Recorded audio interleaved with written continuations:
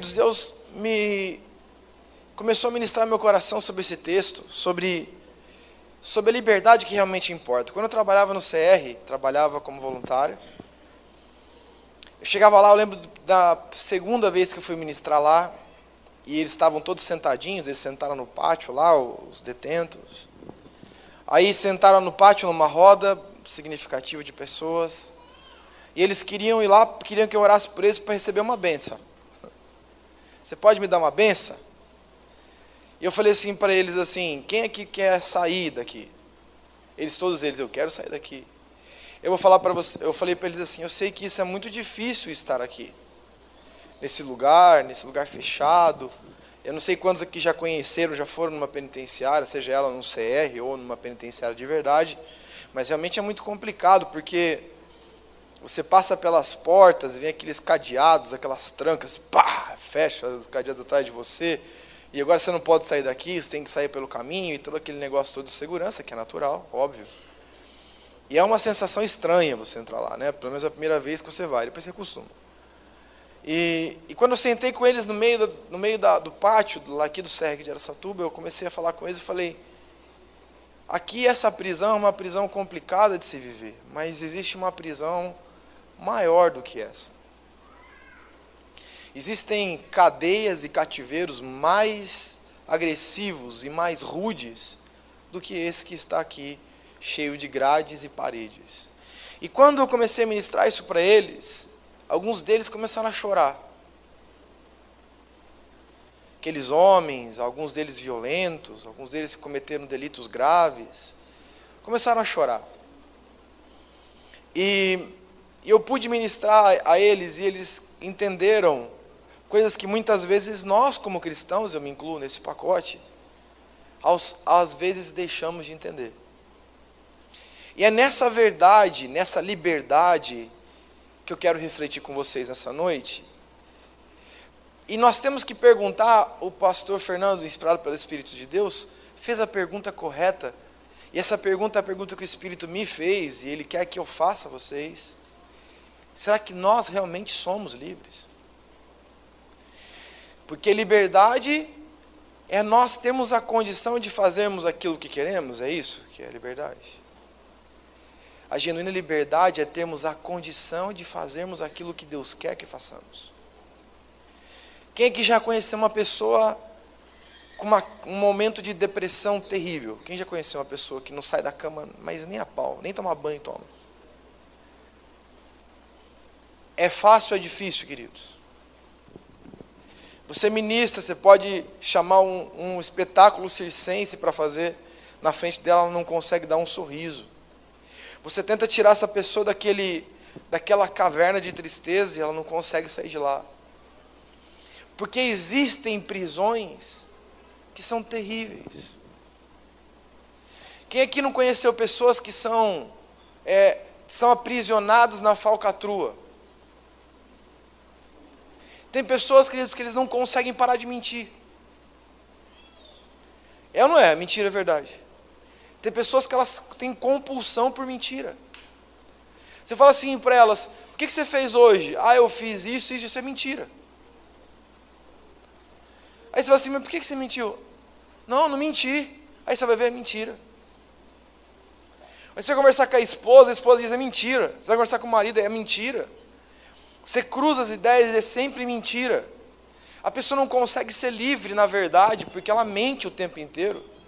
Nós tivemos um episódio essa semana horrível. Uma pessoa no qual nós conhecemos, uma pessoa querida, pegou um dinheiro de uma outra pessoa, mais de 10 mil reais, disse que ia fazer um acerto, não fez o acerto e desapareceu. Isso é histórico da pessoa, que tinha recursos, teve uma época na sua vida que tinha até dinheiro. Já chegou a faturar 30, 40 mil reais mês, e agora não tem mais nada. Não tem nem um carro, nem uma moto, nem uma bicicleta, porque, queridos, o pecado, ele destrói a vida de uma pessoa. E quando nós pensamos em liberdade, significa sermos livres mesmo.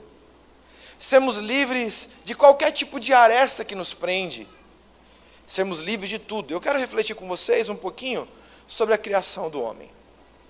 Pode colocar o próximo slide. Sobre a criação. Deus pega o homem, e a Bíblia diz que ele pega do barro, do pó da terra, ele vai lá e constitui o homem. Eu quero que você abra sua Bíblia ou acompanhe com a gente no PowerPoint. Em Gênesis capítulo 1, verso 27, verso 28, diz: Criou Deus, pois o homem à sua imagem, e a imagem de Deus o criou. Homem e mulher os criou, e Deus os abençoou, e lhes disse: sede fecundos, multiplicai-vos, enchei a terra e sujeitai-a, dominai-a sobre os peixes do mar, sobre as aves dos céus e sobre todo animal que rasteja sobre a terra. Queridos, eu comecei a refletir sobre esse texto, sobre a grandiosidade que Deus estabeleceu o homem sobre a terra. E aí eu comecei a ver, eu comecei a pensar, quem aqui quem já fez tiro de guerra aqui? Quem aqui já pegou uma guarda dobrada? Porque aprontou alguma coisa errada? Tem alguns 3 que fizeram isso, fora eu. Quando você pega uma guarda dobrada, você não dorme direito, você fica naquela aflição, não é? E aí, geralmente, os sargentos, os tenentes, os subtenentes, eles tendem a pegar a pessoa que pegou a guarda dobrada e fazer com que ela lave o banheiro 3 vezes no mesmo dia, os banheiros, ou a frente inteira do QG lá, total. E eu lembro que ele pegou uma vez, eu estava no tiro de guerra, e não fui eu que fiz esse processo, não fui eu que passei por isso, e tinha que cortar a grama. Você lembra, sabe onde eu fico o stand de tiro de guerra? Lá no final da Saudade, lá, sabe onde que fica lá? Quem sabe? E lá ele pegou um cortador de grama, sabe aquele cortador aquela tesoura? E pediu para um dos soldados cortar assim, um período de grama, sei lá, talvez desse tamanho aqui, né? Desse tamanho desse lado da igreja. Resumindo, o cara não andava depois de tanta dor nas costas.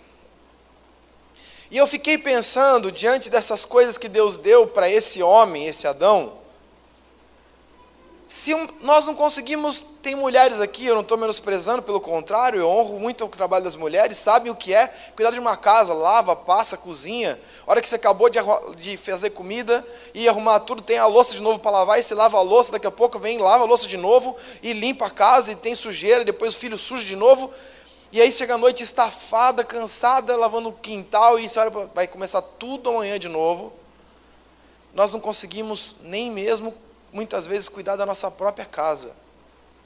E Deus chamou esse homem para cuidar de toda a terra. E aí eu fico entendendo, porque quando o homem caiu, a palavra de Deus diz assim, em Gênesis capítulo 3, verso 19, do suor do rosto comerás o teu pão, até tornares a terra. Diz a palavra, não é isso que a Bíblia diz aqui? Do suor do teu rosto comerás o teu pão. Então o homem não se cansava. Ele diz, agora você caiu, agora você vai suar. Agora você vai se cansar. Agora você vai se estressar. E aí, nós vemos, quando nós analisamos Adão criado, preste atenção porque isso é muito importante. Gênesis capítulo 2, verso 19, diz assim, havendo, pois, o Senhor Deus formado da terra todos os animais do campo e todas as aves do céu, trouxe-os ao homem para ver como este lhes chamaria. Olha o poder intelectual que Abraão tem. Tem pessoas que ficam, a mulher fica grávida, a mulher tem o bebê, o bebê sai da maternidade, e a mãe não sabe o nome que vai dar para um filho. A Bíblia diz que Adão deu nome a tudo. Está dando para compreender a capacidade intelectual que Deus criou Adão? E o poder administrativo, de gerenciamento que Adão tinha? Gênesis capítulo 2, verso 15, diz assim, tomou, pois, o Senhor Deus ao homem, e o colocou no jardim do Éden para cultivar e guardar. Quem aqui já teve jardim? Na outra igreja, na igreja El Shaddai, quando a primeira igreja, no Marshmallow, no Castelinho Marshmallow, ali na Afonso Pena, tinha um jardinzinho lá. Como dava trabalho aquele jardim? Crescia, nunca vi grama crescer tanto, cara. E aí a gente cortava toda a grama, arrumava tudo, quando eu ia, estava a grama de novo alta. Eu lembro de um dia que nós fizemos um bazar na igreja, para poder arrecadar fundo para conseguir pagar o aluguel. E aí, lá, eu olhei, quando eu cheguei lá, vi aquelas gramas altas, assim, eu falei, eu vou cortar. Quando nós fomos cortar a grama, começou a chover. E aquela grama dava um trabalho, e eu fico imaginando, queridos, a Bíblia diz que o Éden era banhado, era irrigado por 4 grandes rios. Já imaginou a dimensão, em quilômetros, em área, que tinha esse jardim que Adão tinha que cultivar? Mas você nunca viu ele dizendo que ele não deu conta. E a grandeza de Adão, queridos, a Bíblia diz que, em Gênesis capítulo 26, façamos o homem a nossa imagem, conforme a nossa semelhança. Não é isso que a Bíblia diz lá? Tenha ele domínio sobre os peixes do mar, sobre as aves do céu, sobre os animais domésticos, sobre a terra e sobre todos os répteis que rastejam pela terra, certo? Ele governava tudo. Ele era semelhante de Deus. Ele era parecido com Deus. Aí depois você pode estudar na sua casa e pensar um pouquinho, porque quando Satanás chega para Eva, você lembra o que ele diz para Eva? Vocês vão ser igual a Deus. Deus disse, vocês têm que ser semelhança de Deus e não ser igual a Deus. Você vê como existe uma semente, uma tendência nossa humana de querer se achar Deus sobre nossas próprias vidas. Em Gênesis 6:3 diz, disse o Senhor, o meu espírito não agirá para sempre no homem, pois este é carnal, e seus dias serão de 120 anos. Queridos, nós temos uma marca aqui nesse lugar, eu não sei se você consegue compreender, em nome de Jesus você entende, pelo Espírito, que existe uma divisão na história de Adão. Adão vai bem até o pecado. Adão se manifesta bem até o pecado. Adão e Eva tinham honras de Deus, atributos divinos nas suas vidas, que pautavam a vida deles muito lindamente, como algumas pessoas aqui, como cada um de nós. Você consegue curar alguém de uma enfermidade? Sim ou não? Sim ou não? Você consegue salvar alguém do seu pecado, da sua morte espiritual? Sim ou não? Você consegue mudar a vida de alguém espiritualmente? Diga para mim. Não. Nós não conseguimos nada. Nós conseguimos porque Deus nos dá condição no Espírito para fazer essa mudança. Está dando para compreender? Porém, quando a gente peca, quando o pecado entra, quando esse desgraçado selo de morte entra em nossas vidas a morte. Diga para o seu irmão, morte.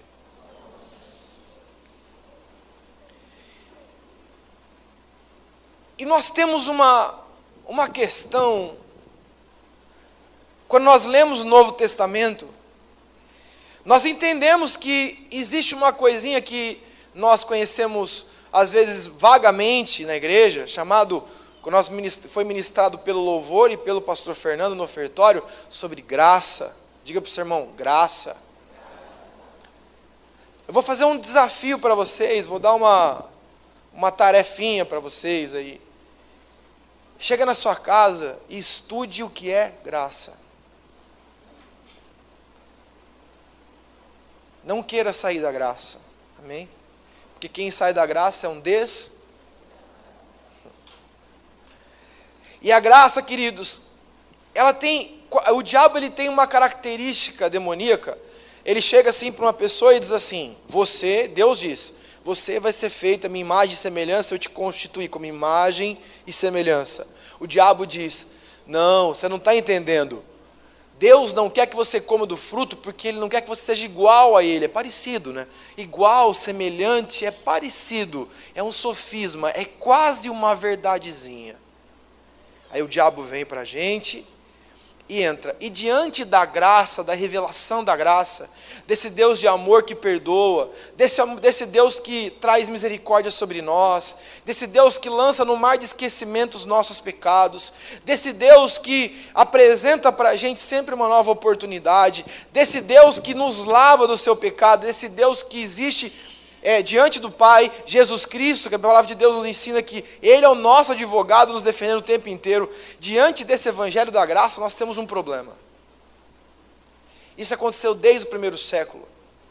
E eu quero pensar isso com vocês, e quero ler um texto com vocês, para que nós possamos entender o que aconteceu no primeiro século, que não deve estar acontecendo no nosso tempo. Vamos abrir nossas Bíblias em Romanos capítulo 6, do verso 1 ao verso 14.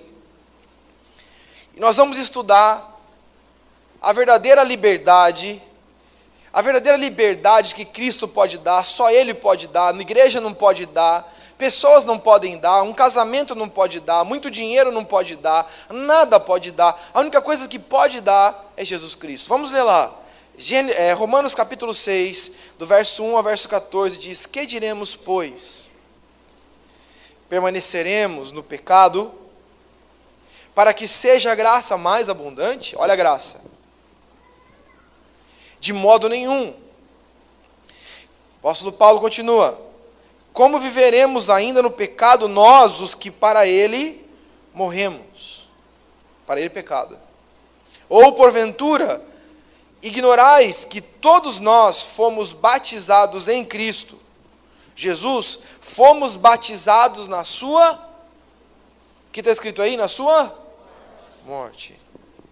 Fomos, pois, sepultados com ele na morte pelo batismo, para que, como Cristo foi ressuscitado dentre os mortos, pela glória do Pai, próximo slide, assim também andemos nós em novidade de vida. Porque se fomos unidos com Ele na semelhança da sua morte, certamente seremos também na semelhança da sua ressurreição. Aí talvez a cabeça pode estar pirando, nós vamos destrinchar esse texto. Sabendo isso, que foi crucificado com Ele o nosso velho homem, ou seja, o velho homem nosso foi para a cruz, para que o corpo do pecado seja destruído, e não sirvamos o pecado como escravos, porquanto quem morreu está justificado do pecado. Ora, se já morremos com Cristo, cremos que também com Ele viveremos, sabedores de que, havendo Cristo ressuscitado dentre os mortos, já não morre, a morte já não tem domínio sobre Ele. Pois quanto a ter morrido, de uma vez para sempre morreu para o pecado, Jesus, mas quanto a viver, vive para Deus. Assim também vós, considerai-vos mortos para o pecado, mas vivos para Deus em Cristo Jesus. Ele termina a perícope dizendo: não reine, portanto, o pecado em vosso corpo mortal, de maneira que obedeçais às suas paixões, nem ofereçais cada um os membros do seu corpo ao pecado, como instrumentos de iniquidade, mas oferecei-vos a Deus como ressurretos dentre os mortos, e os vossos membros a Deus como instrumentos de justiça, que o pecado não terá domínio sobre vós, pois não estáis debaixo da lei, em sim da graça. Amém, queridos? Nós vamos estudar um pouquinho. A Bíblia diz, existe um cenário de guerra espiritual na época de Paulo, e Paulo estava lutando contra uma heresia e um movimento chamado antoninomiano, só que nome bonito. E essas pessoas diziam a seguinte coisa, vou falar de um dos seus líderes, que é um monge, chama Rasputin, diz assim: quanto mais você pecar, mais da graça você vai receber. E ele era protegido de um imperador chamado Nicolau II, e queridos, ele propagava essa mensagem. Olha que pregação bonita é essa. Você pode viver na sua vida perdida, você pode se prostituir, você pode usar drogas, você pode viver dissolutamente, você pode roubar, você pode adulterar, você pode mentir, você pode enganar, você pode furtar, você pode bater, você pode matar, você pode extorquir, você pode fazer o que você quiser, você pode viver tudo que você quiser você pode fazer, porque quanto mais você pecar, mais graça você vai ter. Olha que evangelho bonitinho, não é? Só, queridos, que ele entendeu, porque o apóstolo Paulo, ele pregava sobre a graça, ele dizia: gente, ninguém fez nada para ser salvo, não existe um mérito nosso, vocês não fizeram nada, não há nada de bonitinho em vocês que faz com que Cristo mude a sua história, é graça, é um favor imerecido. E ele ministrava sobre a graça para judeus que não entendiam bulhufas do que ele estava falando. E de repente começaram a falar de graça, que Deus perdoa, que Deus é bonzinho, que Deus é amoroso, que Deus é amor, que Deus é misericordioso, que Deus é longânimo, que Deus é super amável, que Deus é um Deus companheiro, que Deus é amigo, que Jesus é amigo, que Jesus lava a gente com sangue, que Jesus nos liberta de todas as maldições. Aí fala, meu Deus, que lindo. Então os caras começaram a pecar, se entregarem ao pecado, e como diz, desprezaram o princípio da palavra, que é temer ao Senhor. O temor do Senhor é o princípio da... O temer ao Senhor é um princípio da sabedoria. Todos nós pecaremos. Existe alguém aqui que não peca? Se você não peca, eu vou dizer para você, logo você vai encontrar uma cruz. Porque o único que não pecou, encontrou com ela. Todo mundo peca. Talvez esteja pecando agora, com o pensamento, olhando para uma pessoa do lado, cobiçando uma mulher do lado que não é sua, talvez pensando, esse cara aí é um folgado, ou julgando o outro irmão que está do outro lado da cadeira, ou julgando o marido que está do lado, assim, merece ouvir essas coisas mesmo, para parar de pecar, esse pecador nojento. Quero dizer que você pensou isso, você já pecou. Quando eu julgo o outro, eu tiro Deus do trono e me coloco como juiz. Isso se chama idolatria. Eu não posso julgar o outro. Eu não posso dizer esse é e esse não é. Esse já era, esse foi, esse não presta.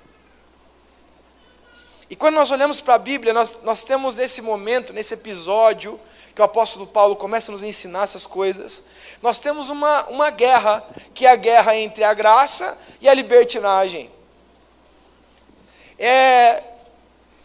As pessoas, e não sei se vocês sabem o que é isso, já experimentaram isso, já viveram isso, você não viveu. Em nome de Jesus eu espero que você não viva, que você ouça a voz de Deus nessa noite, para que você não viva. É o senso de impunidade. É o desgraçado senso de impunidade. Você peca, você erra, você machuca pessoas, você fere pessoas, você não mede consequências, porque o pecado domina, e aí você tem a falsa sensação de que a conta não vai chegar no seu endereço. Mas o salário do pecado é morte. Pecar é opcional, o salário não é. O pecado e o salário do pecado chega no endereço, queridos, destinado. E é por isso que o apóstolo Paulo escreve Romanos capítulo 6 como um grito exortativo, como um grito profético, dizendo assim: minha igreja, meus discípulos de Roma, que vivem na grande Roma, a grande cidade dos prazeres, mais de 1 milhão de habitantes, vivendo dissolutamente, homens com homens nas suas saunas, mulheres com mulheres, homens na sua filosofia, em cima do seu conceito, da sua soberba, como diz em Romanos capítulo 1, fazendo sua própria sabedoria e desprezando a sabedoria de Deus, foram entregues por Deus às suas próprias concupiscências, como diz em Romanos capítulo 1, verso 24. E quando nós olhamos para a Bíblia, nós vemos aqui como o pecado ele tem um final. O pecado ele tem uma paga. O pecado ele tem uma volta. E a grande situação, a grande estratégia das trevas é: peque, viu? Não aconteceu nada. Ninguém te descobriu. Ninguém viu. Ninguém sabe. Aliás, você fez isso sozinho, mocosado no seu quarto. Ou é bem longe daqui, onde ninguém tem contato com você. Queridos, e esse pecado, ele vem para a nossa conta espiritual. E essa conta chega. Eu tenho que dizer isso para você não debaixo de um discurso moralista, mas de um discurso elucidativo à luz da palavra, que todo pecado traz sua conta no devido tempo, assim como toda santidade traz o seu milagre, os atributos de Deus sobre nós. E aí o apóstolo Paulo entendeu isso, e ele começou a pregar sobre graça, e o próprio apóstolo Pedro, lá na epístola de Pedro, segunda epístola de Pedro, capítulo 3, verso 16, aqueles que vieram mergulhando. Nossa, estou gaguejando hoje. Calma. 2 Pedro, capítulo 3, verso 16, aqueles que vieram mergulhando nas Escrituras, estudaram e viram o que eu vou dizer aqui agora, não é uma novidade, mas olha o que a Bíblia diz, o próprio apóstolo Pedro falando do apóstolo Paulo, ele diz assim, ao falar acerca destes assuntos, quem? O apóstolo Paulo, como de fato costuma fazer em todas as suas epístolas, nas quais há certas coisas difíceis de entender. Ele está falando de coisas difíceis espiritualmente de serem discernidas, porque o apóstolo Paulo não fala só leite espiritual, ele fala leite e coisas profundas. Que os ignorantes e instáveis deturpam, diz a palavra, como também deturpam as demais escrituras, para a própria destruição deles. E aí o que aconteceu, queridos? Aquele povo estava sob uma influência de uma heresia, que dizia para eles assim, Deus é super bonzinho, igual hoje nós temos visto. Se você digitar assim no Google, pego figuras para fazer slide, é muito fácil, digita assim, Deus é amor, vai ter 5 bilhões de figuras. Você vai digitar assim, Deus é justiça. Procure ver. Deus é meu amigo. Vai ter um monte de coisas. Jesus é meu amigo. Aí você vai, Deus é o meu juiz. Você vai ver quantas vezes você vai ouvir isso e tem na palavra. E o primeiro tópico dessa mensagem, eu quero refletir com vocês, é a pergunta do apóstolo Paulo para a igreja de Roma. Ele diz, continuaremos pecando? O salário, porque há uma falsa impressão de que isso tem a ver com uma outra mentira de Satanás. Alguém diz assim, e aí, está vendo santidade? Estou. Segundo quem? Eu olhei aqui, eu vi ele, eu vi ela, eu vi aquela outra lá, tem outro irmão ali, segundo, eu estou na média aí, velho. Estou na média. Média do quê? Da santidade, erra, peca, volta, grita, briga, xinga, peca, engana, fofoca, se rebela, se revolta. Mas assim, eu sou crente, vou no culto, dou dízimo, né?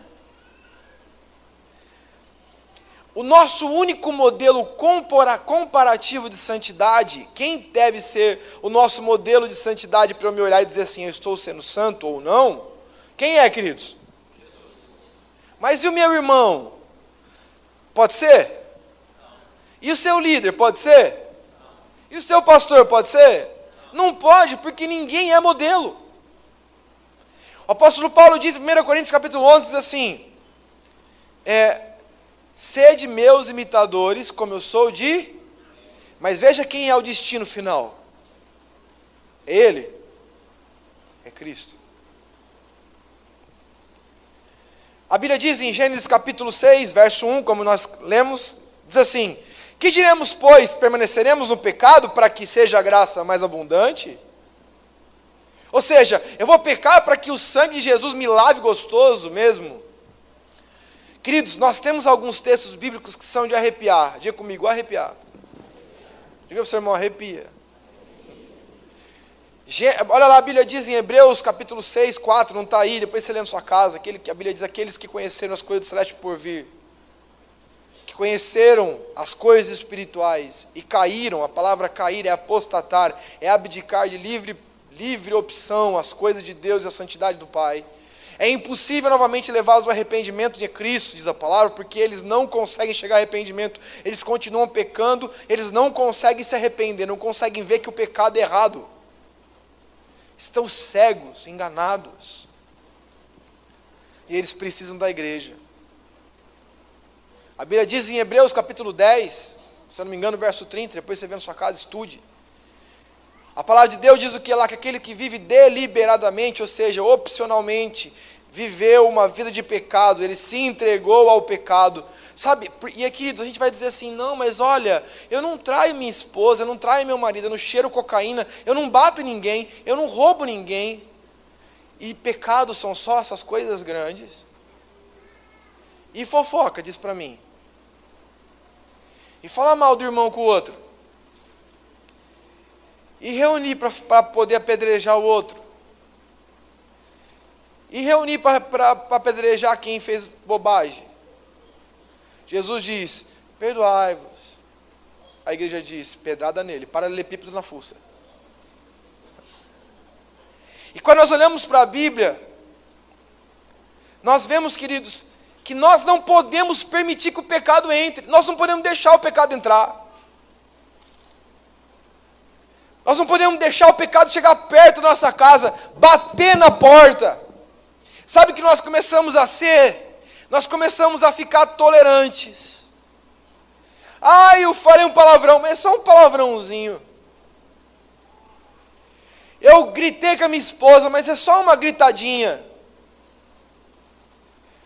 Eu dei uns balãozinhos, umas mentirinhas, porque faz parte do meu trabalho, senão eu não vendo.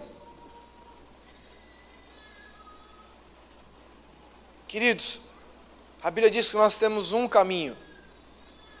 E o caminho é verdade, é luz, é santidade. Talvez essa ministração de hoje está meio fora de moda. Porque o que está na moda por aí é pregar sobre obsessão do descarrego e tirar os encostos da gente. Mas eu quero dizer uma coisa para vocês, nós vamos ter surpresa no céu. Porque não é tirando encosto que a gente vai ver a face do Pai. Pois a palavra de Deus diz assim, ninguém verá o Pai se não for santo. Sede santos como eu sou santo. Pois ninguém verá o Pai sem santidade. Está dando para compreender, sim ou não? Aqueles que creem, aplaudem o Senhor Jesus.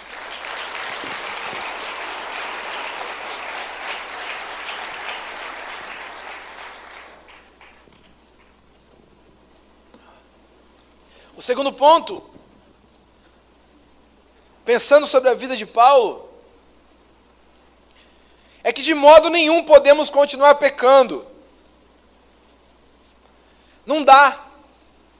Você consegue voar sem nenhum tipo de instrumento, aparelho, alguma coisa desse tipo? Consegue voar? Por quê? Porque não faz parte da sua natureza.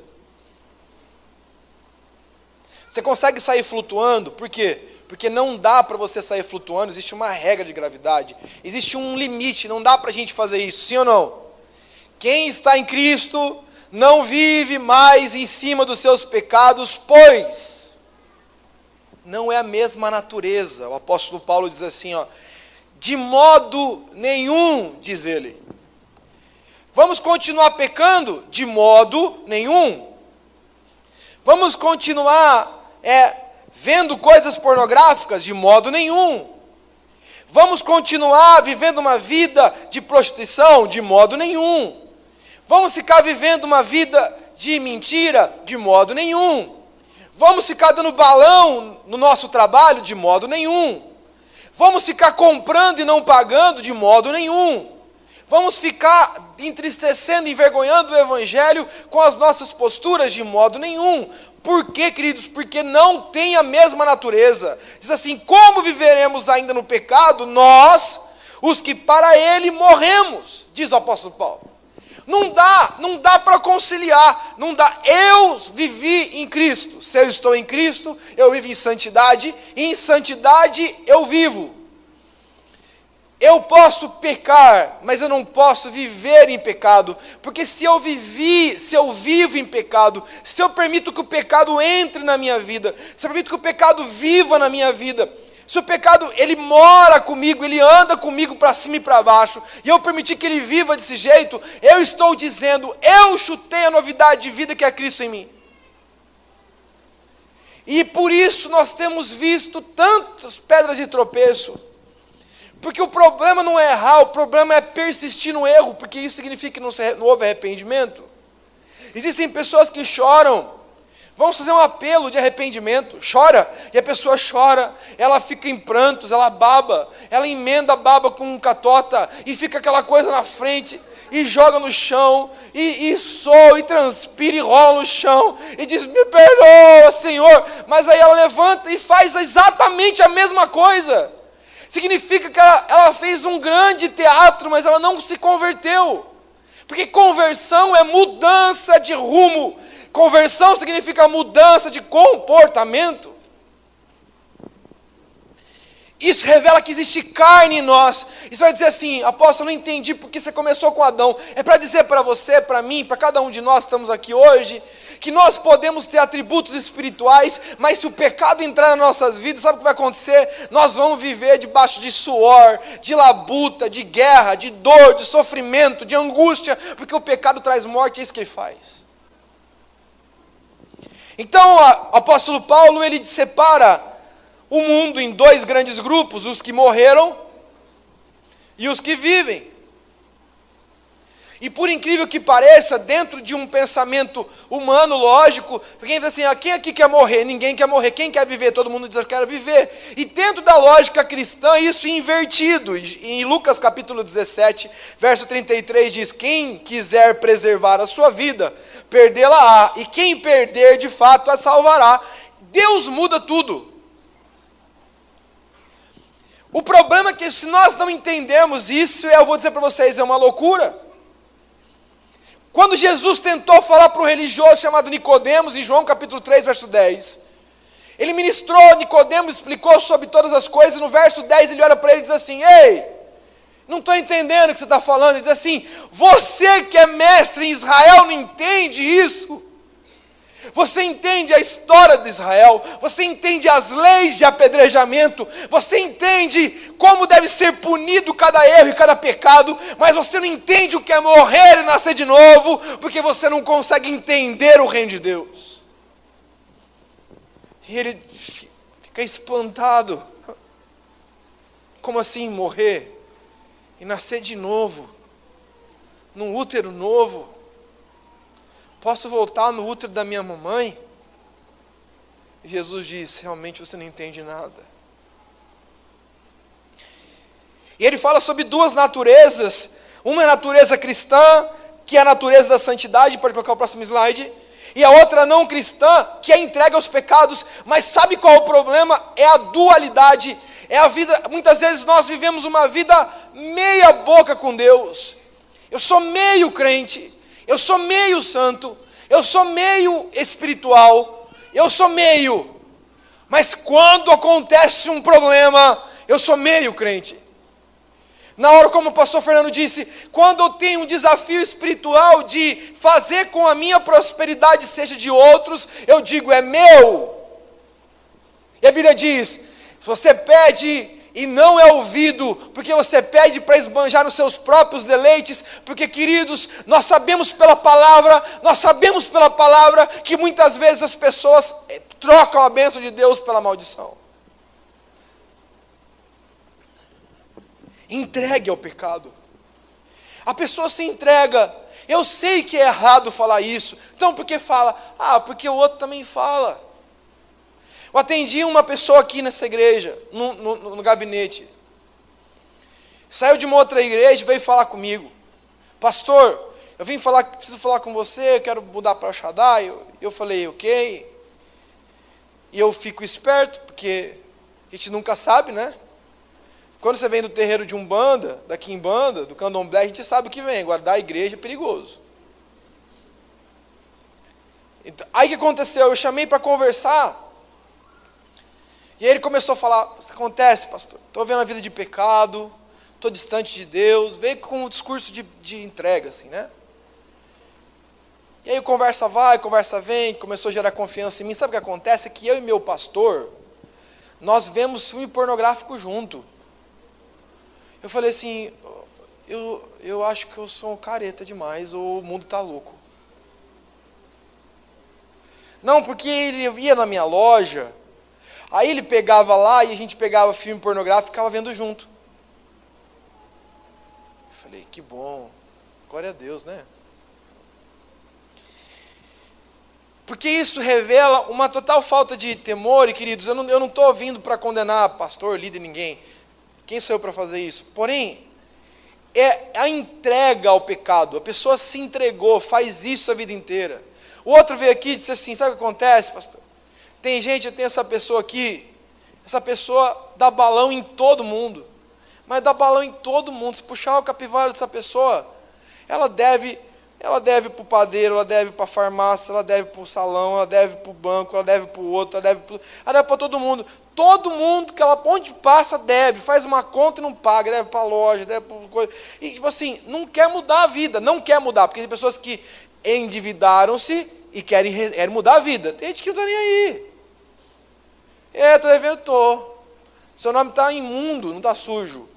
Você puxa o Serasa do cara, aparece a Bíblia. Versículo 500 do capítulo 13. Porque, queridos, perderam totalmente o temor. Eles não estão entendendo que o pecado mata. Que entregar-se ao pecado é uma morte. Que entregar-se ao pecado, nossas concupiscências, é a gente enfiar a nossa vida na lama. Existem casalzinhos que estão vivendo dentro da igreja, que vivem intimamente, vão assistir, estão aqui na igreja, dão uma mãozinha, ora pelo nosso casamento, pelo nosso namoro, oro com o maior prazer, filho. Deus te abençoe. Sai daqui e vai assistir filme. Sexo e outras drogas. De conchinha, em casa, na cama. Fazendo cafuné. Beijando cangote. Não, mas eu sou santo, a gente não peca. Parabéns, você é cross. Porque se vivendo uma vida desse jeito, brincando com o pecado, você não peca, você tem que orar por mim e por muitas pessoas, porque você é melhor que todo mundo, né? Porque, queridos, quem vive em santidade foge do pecado, não brinca com o pecado, não brinca com a sexualidade, não brinca com as coisas que são de Deus. É verdade ou mentira, irmãos? É mentira ou é verdade? A Bíblia diz em 1 Coríntios capítulo 6, a seguinte coisa. 1 Coríntios capítulo 6 diz que nós devemos fugir da impureza sexual. A Bíblia diz, resista ao diabo, diz lá em Tiago, e ele fugirá de vós. Porém, a Bíblia diz, quando chega em assuntos sexuais, fuja, porque o dia que aqueceu, a hora que esquentou, você não pensa mais. Você vai e peca. É mentira ou é verdade? Estou falando mentira, irmãos? Quem aqui não foi solteiro, não fez bobagem na vida nunca fizeram? É mentira ou é verdade? Por isso nós temos que viver em santidade e não dá para compreender. Olha o que a Bíblia diz em Colossenses capítulo 3, 3. Porque morrestes, a vossa vida está oculta juntamente com Cristo em Deus. Queridos, nós temos que entender que nós vamos morrer. Quem vive em Cristo, morreu. Como eu sempre digo isso, eu sempre tenho ensinado isso para as pessoas e tenho guerreado na minha própria alma, queridos, porque muitas vezes a minha alma quer gritar. Cada barbaridade que eu tenho ouvido sobre mim, sobre a minha casa, sobre a minha família, sobre a minha história, cada coisa que eu tenho inventado, eu já roubei pessoa, já roubei meu sócio, eu já transei com todo mundo, já fui homossexual, já fui tudo, os caras inventaram tudo para mim, já roubei a igreja, tudo, já fizeram tudo. E para manter meu equilíbrio emocional diante de todas essas coisas, e não sair dando bolacha na cara de irmão, que diz que é irmão falando mal de mim por trás, inventando, vou dizer para você, eu tenho que ir para a cruz todo dia, porque a vontade é essa. A vontade é dizer assim, escuta aqui seu patife, antes de você falar da minha vida, vai ver se é verdade, averiguar se é verdade. Eu recebi um belo ungido, abençoado pastor, pegou e mandou uma mensagem para vários pastores, dizendo que eu tinha coisas ilícitas. Por que, queridos? Eu vou abrir o jogo para vocês, porque aqui na igreja, é isso daqui, ó, verdade. Eu tenho um discípulo chamado Júlio César, que é vereador em São Carlos, o vereador mais bem votado de São Carlos, vai ser candidato a deputado estadual e crente, discípulo, frequenta uma célula, é um homem de Deus, é um homem santo, correto, andando em tudo que ele faz. Esse homem é discípulo da igreja de São Carlos, e eu levei ele para conhecer o apóstolo Fábio. Resultado desse namoro, dessa conversa, que ele foi para o encontro, ele tem célula hoje, ele tem um monte de discípulos, saiu o candidato a deputado estadual da Visão. O que aconteceu? Outros pastores super santos, falaram que eu tenho contrato com o cara ganhando dinheiro. Eu falei, então se achar, me devolve.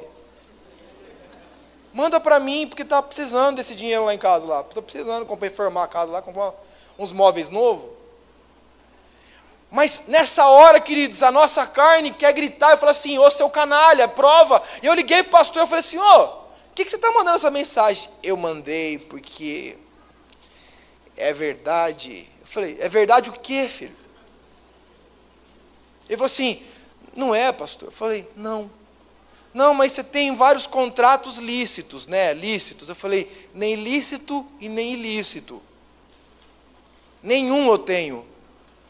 Ah, é mesmo? É. Então prova, filho, vai lá. Como é que você faz? Você manda uma mensagem para um monte de gente, falando uma calúnia contra mim, sem saber se isso é verdade, sem averiguar se isso é verdade. Queridos, nós estamos vivendo num dia onde as pessoas são más. As pessoas, elas são caluniadoras. A Bíblia diz que nos últimos dias isso aconteceria. As pessoas são maléficas, são malvadas, elas são julgadoras. E aí nessa hora a gente tem vontade de estrangular. Ou você acha que é só você que tem? Você acha que tem vontade de as mãos? Mas a gente tem que morrer. E sabe o que eu decidi na minha vida assim, Senhor? Eu morro, porque o tempo prova.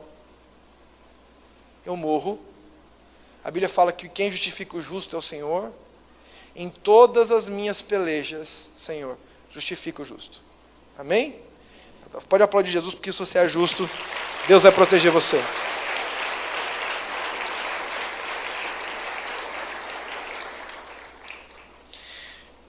Três, o batismo de morte. Batismo de morte, queridos. O que é batismo de morte? A palavra de Deus nos ensina que batismo vem numa palavra grega chamada baptizo, que significa mergulhar.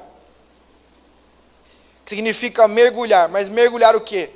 Diga comigo assim, na morte de Cristo. Quando Judas foi beijar Jesus, Jesus diz assim, não encosta em mim, traidor, canalha, vagabundo. É isso que ele fez? Como Jesus fez? Beijou primeiro. Ele gritou, com beijo você me traíste! Ele disse, com beijo me traíste, Judas? A diferença de um homem carnal e de um homem espiritual. O homem carnal grita, o homem espiritual traz luz. O homem carnal vive na força do seu braço, o homem espiritual vive na força do Espírito. E a Bíblia diz que nós devemos morrer, porque se a gente não morrer, Cristo não vive em nós. Ele não vive em nossas vidas. Vamos para o 4, João. 4. Também andemos em novidade de vida. O que seria novidade de vida, irmãos? O que seria novidade de vida? Um de cada vez. O que é novidade de vida? É ter uma vida nova? O que é novidade de vida? É uma marca de margarina? Todas as manhãs coma seu pão com novidade de vida. É assim? Novidade de vida. Novidade de vida, querido, significa andar de uma nova maneira a vida. Significa, próximo slide. Significa viver sem pecado, sem o domínio da carne. Quando a carne vive em nós, nós somos almáticos. Quando a carne vive em nós, nós somos agressivos. Nós começamos a criar a teoria da conspiração. Esse cara me odeia, ele não me olhou porque ele tem uma coisa contra mim. Ai meu Deus, essa pessoa eu sei, eu entendo, eu tenho discernimento. A pessoa fica soberba. Eu sei quem é bom, quem não é. Essa pessoa é crente, essa pessoa não é. Essa pessoa é falha, essa pessoa não sei o que lá. Quando nós começamos a viver a carne, nós começamos a nos destruir espiritualmente. É mentira ou é verdade, irmãos? Novidade de vida é ser livre do velho homem, como nós acabamos de dizer. É romper com o pecado e reprogramar a mente para um novo tempo. A Bíblia diz em Gálatas capítulo 6, verso 15, pois nem circuncisão é coisa alguma, nem a incircuncisão, mas o ser uma nova criatura. E a gente tem que se perguntar, será que eu sou livre de verdade? Será que eu sou nova criatura de verdade? Será que as pessoas que estão no meu lado estão me vendo como nova criatura? Será que as pessoas têm visto Cristo em mim? Será que as pessoas têm visto meu coração? Será que as pessoas têm... será que Cristo tem reinado na minha vida? Nós precisamos entender genuinamente o que é conversão. Sabe o que é conversão? É isso daí, ó. William Leite morreu quando entregou sua vida para Jesus. Está na lápide aqui, ó, já. Tem que morrer. Mas você não vai advogar pela sua causa? Não. Você não vai brigar por ela? Não. Mas o cara vem bater em você, você tá, pode bater. O cara está falando mal de você, que bom, eu vou ser treinado na minha alma, no meu espírito, para poder deixar Cristo fazer justiça. Mas, você não vai fazer nada? Não. Deixa Deus cuidar. Deixa Deus mostrar quem Ele é Deus. É fácil fazer isso, irmão? É fácil ou não? Mas não é a palavra? Romanos 6, versos 6 e 7 diz, sabemos isto, que foi crucificado com ele nosso velho homem, ou seja, eu morri. Tem pessoas que dizem assim, ó, não, porque é o seguinte, eu fumava crack, mano. É mesmo? Eu fumava crack, entendeu aí, pastor? Aí eu cheguei aqui agora, mudei minha vida aí, entendeu? Mas agora o cara vem tirar uma em mim, tá tirando. Eu fumava crack, mano. Eu era da louca, mano, eu dava louca. O cara não tá na humildade aí não, mano. Fui criado lá no Taquerão, mano, berço do Corinthians lá, velho.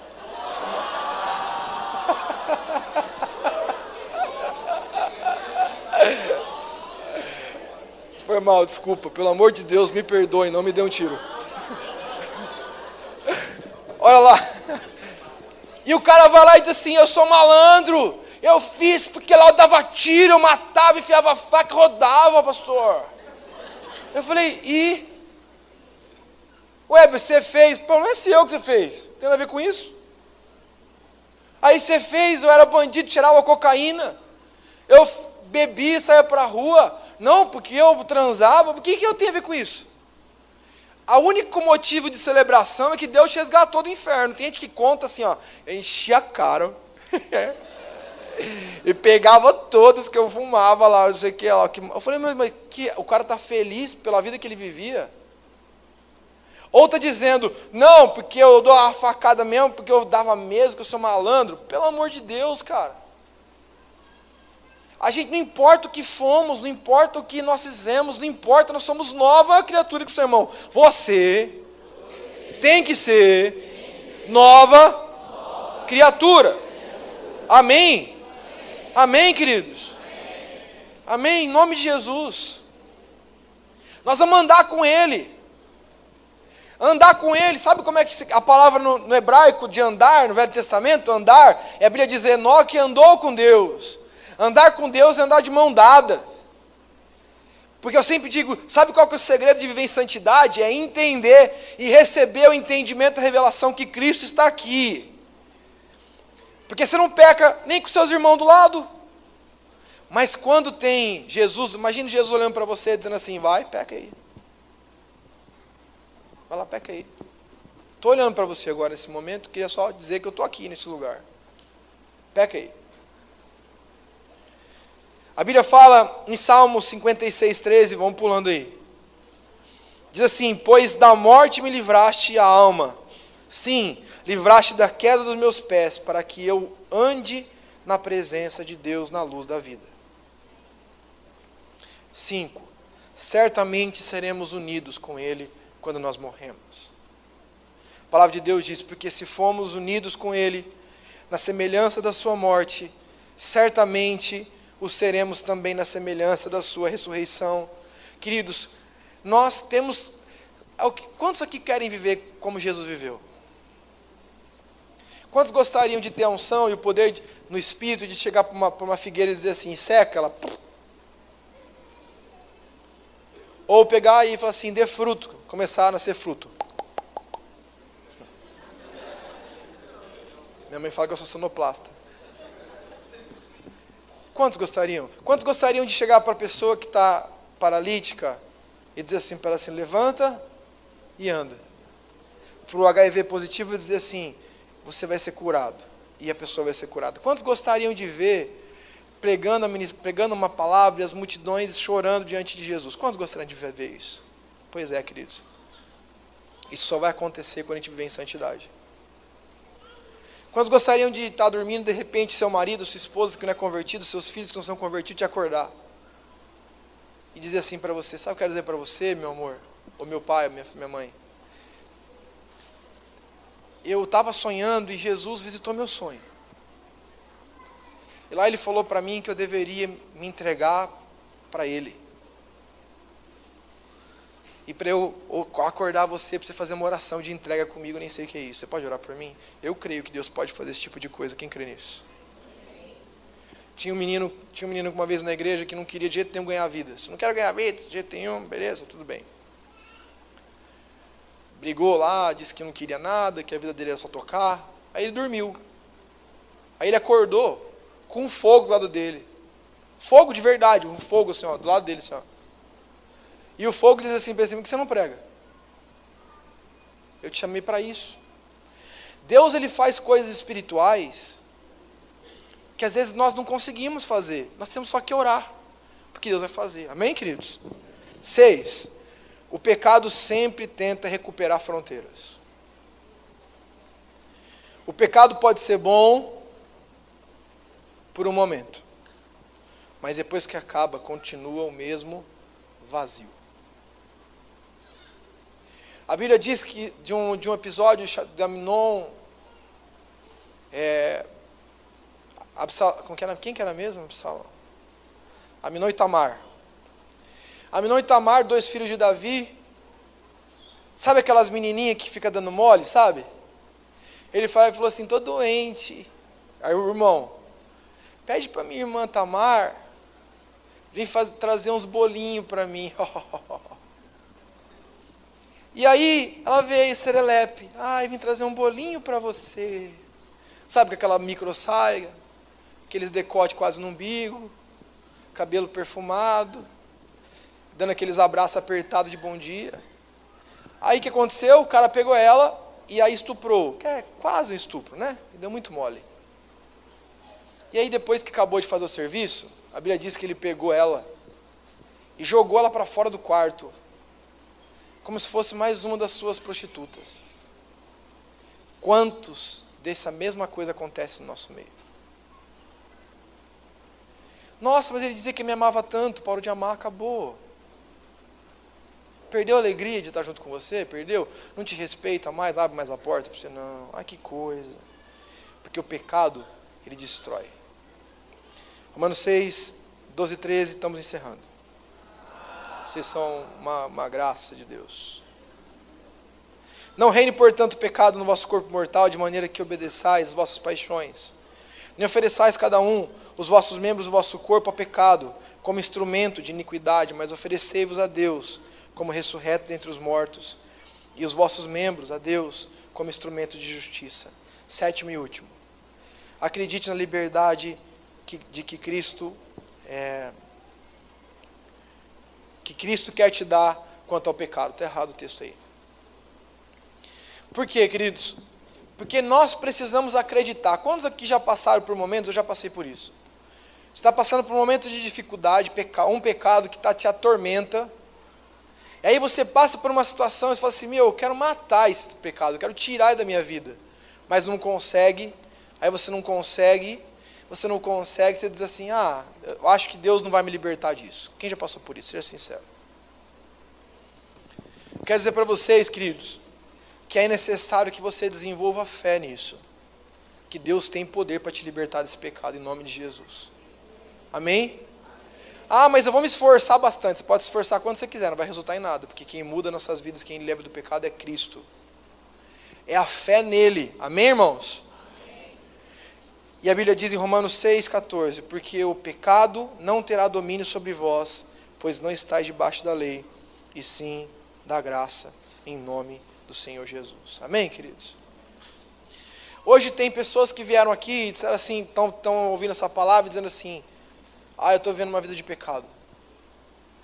Outras pessoas estão dizendo, eu estou tentando me recuperar, mas não consigo. Outras pessoas vão dizer, eu tenho pecados que eu não mudo minha vida inteira, sempre vivi como crente, não mudei minha vida, não estruturei minha história. Eu não me arrependi dos meus pecados de verdade ao ponto de sair deles. Eu quero dizer para você, em nome do Senhor Jesus, que Deus te trouxe aqui nessa noite. Porque Ele quer ministrar a sua vida e quer te fazer livre, liberto. Em nome de Jesus, você ser livre nas suas finanças, você ser livre no seu relacionamento, você ser livre na sua sexualidade, você ser livre na sua alma, para a glória de Deus. Vamos ficar em pé em nome de Jesus, queridos.